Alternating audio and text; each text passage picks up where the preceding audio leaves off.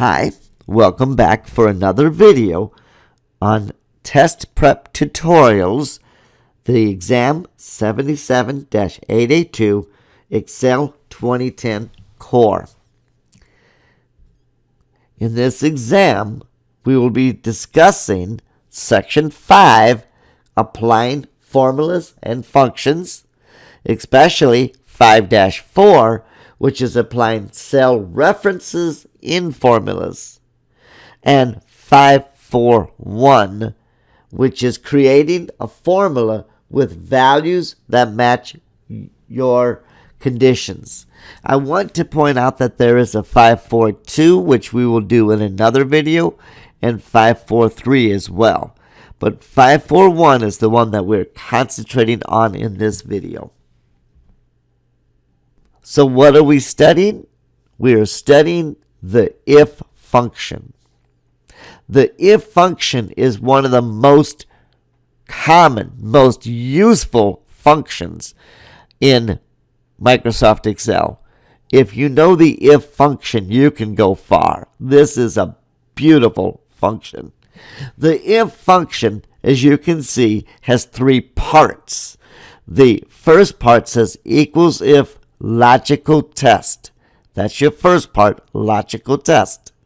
Second part is called value if true. And the third part, value if false. So your if function has three sections separated by the commas. The commas are very important that you understand that we're basically taking this first section, logical test, comma, value if true, comma, value if false. I like to think of it this way. If I'm looking at the logical test, I like to say, is, like I change the word if in my mind to is A7 equal to 5? If it is, then, if you do this in your mind, it helps. So in other words, replace the if in your mind and in your speech with is. Replace the first comma with the word then. If A5 equals to 10, then we want to do something. The next one to look at, we do this. The value if true is what you do. If A5 equals 10, then we do this. And then my second comma here, I call that otherwise. I am probably the only person in the world who actually names these commas. So the first comma, I call it then, and the second comma, otherwise.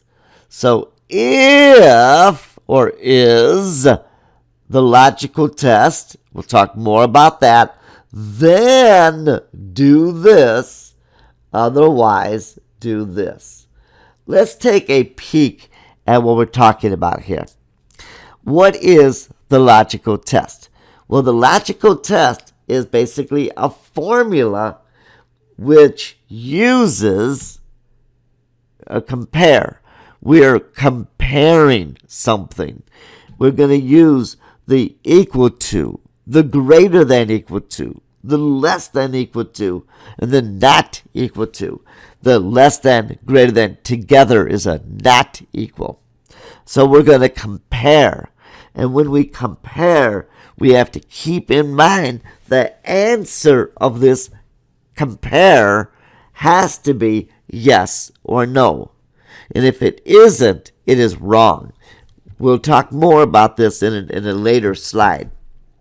But understand that when we're talking logical test, we're basically talking that we're comparing two things. And we're going to use the equal to, or the greater than equal, or less than equal, or the not equal to. Let's take a look at the first one. What can I compare? Well, there are four things that you can compare. The first thing is you can compare a cell against another cell. So I can say, for example, equals if parenthesis B5 greater than, equal to D17. Now, I want to point out that when I do this and I read it and I think it, I replace the word if with the word is. So in my mind and while I'm speaking it, I like to say is. I don't want to say equals, if, parenthesis. I'm saying is. Is B5 greater than or equal to D17? Yes or no? See, your answer's got to be yes or no. Is B5 greater than or equal to D17? Let's go for another one here. You can compare a cell against a number. So if you look at this one now, equals if, parenthesis, B5. Now, what is the less than greater than sign? Together, it means not equal to. Not equal to. Equals if, paren, B5 not equal 12. That doesn't sound English, does it? But again, say it in your mind or in your speech with the word is, and leave out the equal in the parenthesis while you're thinking or saying it. Is B5 not equal to 12? Yes or no? Do you see how your answer to this equation has to be yes or no? Third one is I can compare a cell against text, a word or a phrase. Notice what I have in this third example. Equals if, paren, B5 equals quote, Bob, quote. Understand, I am using quotes. When I'm comparing with text, I have to use quotes around my word. And again, I'm not going to say it with equals, if, paren. I'm going to again use the word is. Is B5 equal to Bob? And I don't have to say quote, Bob, quote. Just remember that when you use words, you have to put quotes around the words. Is B5 equal to Bob? Yes or no? You see how easy this is? The fourth one. You can compare a cell against an empty cell, or basically compare a cell and see if there's anything in that cell. So equals if, paren, B5 equals quote, quote. So I've got a double quote and I have a double quote, but there's nothing in the double quotes. It is totally blank. There's not even a space. It's just you got a double quote right next to a double quote. Again, the way I read this is B5 equal to quote, quote, or a better way of saying it, I like to say it this way, is B5 empty? Because equals quote, quote basically means you're comparing it against nothing. So is B5 empty? Sometimes you need to look at your spreadsheet and see if a certain cell is empty or not. Not equal to 0. Not equal to 0. That would be back up there on step 2, where I would say, is B5 equal to 0? See, that wouldn't be quotes. I'm literally asking, is there anything in this cell? Is B5 empty? All right, so those are the 4 different things. You can compare it with another cell. Is B5 greater than or equal to D17? You can compare it with a number. Is B5 not equal to 12? You can compare it against text. Is B5 equal to Bob? Remember, text, you have to use the quotes. And you can compare it to see if the cell is empty. Is B5 empty? All right, let's continue on. Remember that the answer must always be yes or no. Okay? When you're looking at this, I'm saying, is B5 empty? Yes or no? So this is a correct way of saying it. Is B5 equal to 12? equals if paren B5 equals 12. Is B5 equal to 12? Yes or no? But this is an incorrect way of saying it. Equals if paren B5 plus C5 plus D5. Now you're thinking, well, what's wrong with that? Well, let's say it with our new way of saying it, with the word is. Is B5 plus C5 plus D5 what? See, it's like I'm going to ask you a question and I stop in the middle of it, right? Is B5 plus C5 plus D5? Do you see how you're hanging and you need something else? You know, it's like, hey, would you rather? And then you're like, rather what? You know, would you like to? And I don't finish it. You see what I'm saying? It's an unfinished. Now, if I said if B5 plus C5 plus D5 equals 0, then that would work. But I don't have any comparative operators. I'm not using less than, equal to, greater than equal to. I'm not using any of that. And that's just not right. That does not work. All right. And let's look at the three things that can go into the true and false part. Because remember, when we're working with the if function, there was three parts. There was the logical test, which we've talked about, the value if true, and the value if false. Now remember, to get to the value if true, if the logical test is true, then value if true. Otherwise, value if false. Remember those two commas? It really helps when you change this Microsoft mathematical functions into English sentences. It really helps. So, what are the three things? 1, words. I can say, for example, is B5 equal to 0? And I can say yes or no. If B5 equals 0, then yes is going to be put into this cell. If B5 is not equal to 0, no is going to be put into the cell. Let's redo this one more time. Is B5 equal to 0? Yes.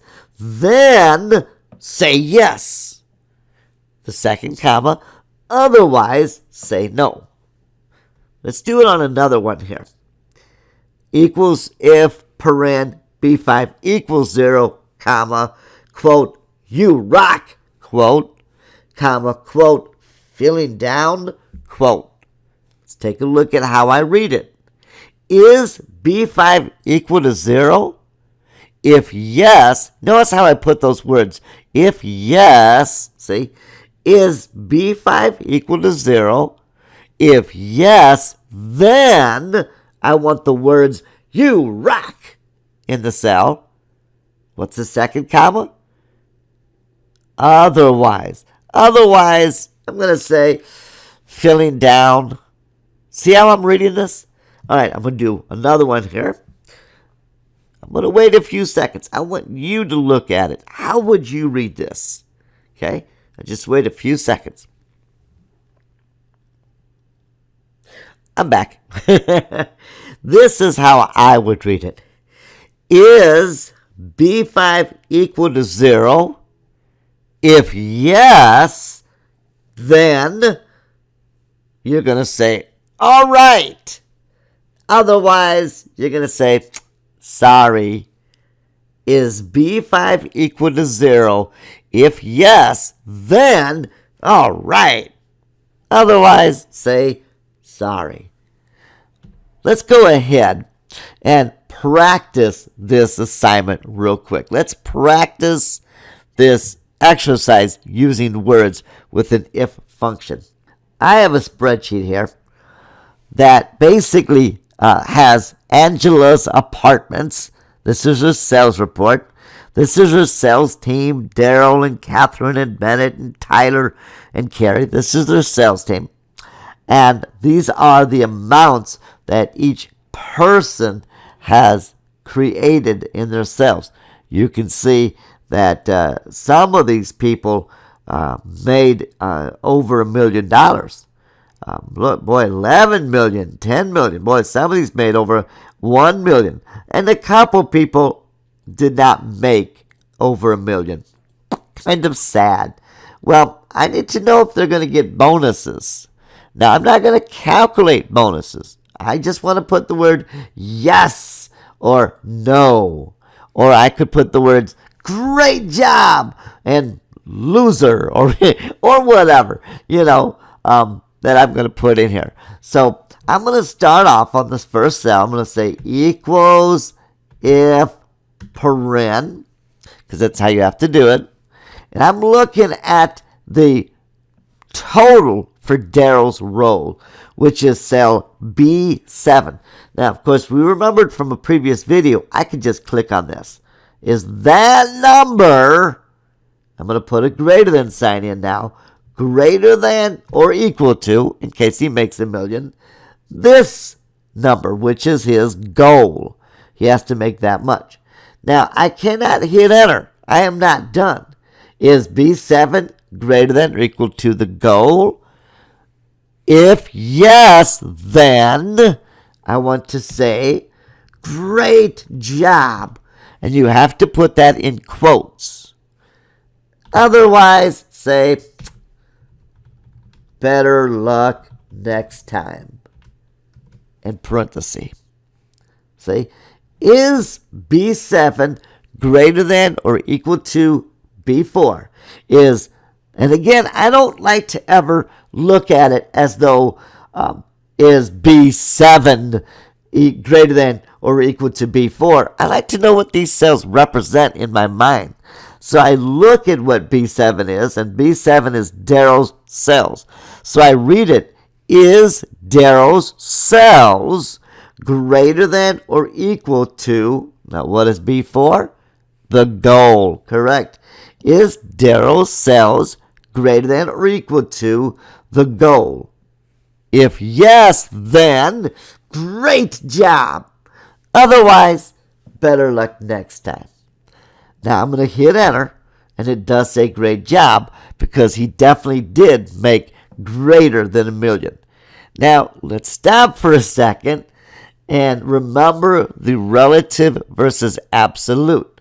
If I try to drag this down, like we've learned in a previous video, and you get these things, great job, better luck, great job. I mean, it looks okay to me, doesn't it? But it's not okay. Don't always assume it, because look, this person didn't make over $1 million, and yet they're saying great job. And this person made 11 million. Better luck next time. See, the problem is, if you look at these formulas, this one is compared against B5. And there's nothing in B5. And this one is compared against B6, and there's nothing in B6. See, we have to be sure that, delete these, we have to be sure that when you're working off of a constant cell from a previous video, we need to isolate that. We need to glue that into the formula. And remember what we did? We went double-clicked on the cell to edit it. We clicked between the B and the 4, and we hit the F4 function key. Then I hit enter, go back up to that cell, drag it down. There you go. There you go. Now it's looking well. And let's talk about the next section. The value if true and the value if false. 3 things. Now, second one, because remember what we can do is use words, right? We can say yes or no or great job or poor job, but you could also use numbers. Yes, you can use numbers. Now, if you do numbers, do not do the quotation marks. If B5 equals 0, give them $50. Otherwise, give them $10. You see how that works? Okay. Let's try this one out. If B5 equals 0, we'll give them $100. Otherwise, we'll give them 0. If B5 equals 0, we'll give them 15%. Or we'll give them 2%. Now, let's look into this. So it's the same numbers. I just took out the formulas. And I'm going to not just say if they've done a great job. I'm going to give them some money. So I'm going to say, listen, if you made over $1 million, if you made it over the goal, I give you $2,000, right? So here we go. Equals if, paren, in other words, is Daryl's sales greater than equal to the goal. Notice how I'm clicking. If yes, then I'm going to say, get $2,000. I want to point out, I am not going to give him $2,000. Do not do that, because that second comma is put you in the false statement. You cannot put commas when you're doing numbers. Just say 2,000. Don't even format it. Don't put dollar signs. So if Daryl's sales is greater than or equal to the goal, wow, he gets $2,000. Otherwise, he gets nothing. I'm going to go ahead and close the parenthesis. Now, be sure to take your mouse, put it right back on that B4 in the formula before you hit enter. Hit the F4 function key. Now hit enter. We have to turn that into absolute. Let's drag it down. And you can see those people who have made over $1 million received $2,000. And those who didn't make over $1 million, well, they only received 0. So that was the next one. Now, I want to point out that Bennett and Tyler are probably super upset. They're about to cremate the boss because Daryl just barely made it over $1 million, and he got the $2,000. And yet Bennett and Tyler worked super hard during the year or during the quarter, whatever the time is, and they've $10 million and $11 million. They worked really hard, 10 times more than Daryl, and yet what do they get? $2,000. So I bet they don't feel happy. Well, in the next one, let's go back to PowerPoint. In the next one, we're going to look that you can use a formula or a function in replace of the true and false part, or the yes and no part. Look here. If B5 equals 0, if yes, then B5 times 10%. Okay? So now every person is going to be different because we're taking the value of B5. If it's $50, it's $50 times 10%. If it's $500, it's $500 times 10%. But only, I should have said if B5 is greater than 0, not equal to 0. Otherwise, B5 times 2%. I should not put equal 0 at all. I should have put greater than 0 or greater than 100 or something. A3 times 20 or A3 divided by 5. Or if B5 does equal to 0, then sum up A1 to A5 or get the average of A1 to A5. So you can use formulas inside of there as well. All right, let's practice this one. All right, here we are, and we're going to do some formulas. So if the people, our sales team, made over $1 million, we are going to give them a percentage of what they made. Instead of just $2,000 across the board, we're going to give them a percentage. So I'm going to give the first one equals if Daryl's sales is greater than or equal to the bonus, because I'm going to do my F4 right now because you can do that, comma, then I'm going to say B7 times, let's give them 10%. 10% of $1 million. That's a good amount of money. Otherwise, you know what? Let's give them 0. They didn't make the goal. They shouldn't get anything.